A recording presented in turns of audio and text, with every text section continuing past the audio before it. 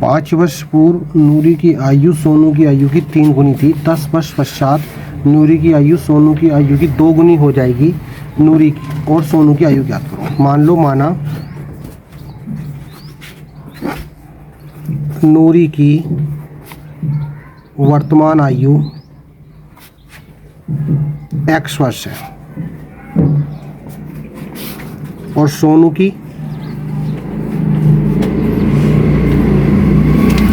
वर्तमान आयु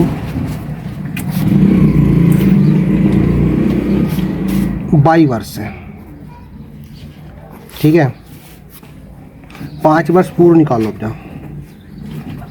5 वर्ष पूर्व नूरी की आयु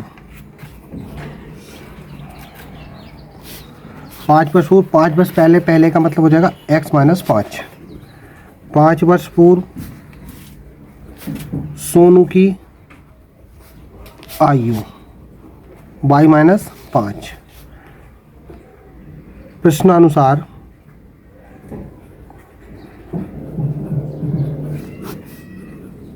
x माइनस 5 y माइनस 5। 5 वर्ष पूर्व नूरू की आयु सोनू की आयु की 3 गुनी थी। नूरी की आयु सोनू की आयु की 3 गुनी थी, तो 3 गुनी सोनू वाली में कर दो। x माइनस 5 बराबर 3y minus 15। x minus 3y बराबर माइनस के 15 प्लस के 5। x माइनस 3y बराबर माइनस के 10। समीकरण नंबर 1 हो जाएगा। उसके बाद कह रहा है 10 वर्ष पश्चात, 10 वर्ष बाद नूरी की आयु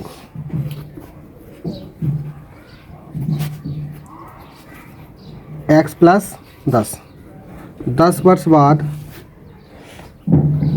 सोनू की आयु y plus 10। x plus 10 y plus 10। कह रहा है कि सोनू की आयु की 2 गुनी हो जाएगी। ये वाली सोनू की आयु की 2 गुनी हो जाएगी, तो इस वाली में 2 से गुणा कर दो। x प्लस 10 बराबर 2y plus 20। x minus 2y बराबर 20 माइनस 10। x माइनस 2y बराबर 10। समीकरण नंबर 2। 20 में से 10 गए, 10 बचे, समीकरण होगी 2। ठीक है, अब इसके बाद हम क्या करेंगे, 1 व 2 हल करने पर समीकरण 1 व 2 हल करेंगे। समीकरण 1 क्या है, x माइनस 3y बराबर माइनस 10।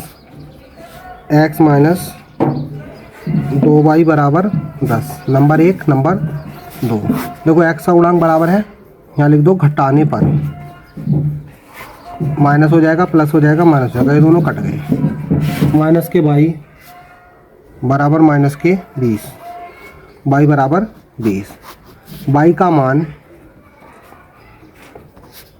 1 में या 2 में कहीं भी रख दो।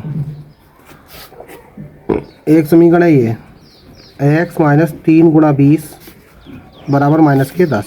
x माइनस 20 या 60 बराबर माइनस के 10। x बराबर माइनस 10 प्लस 60। x बराबर 50 वर्ष।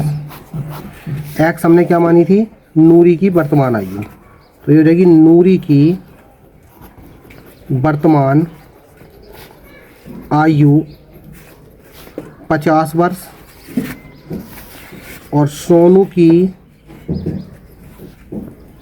वर्तमान आयु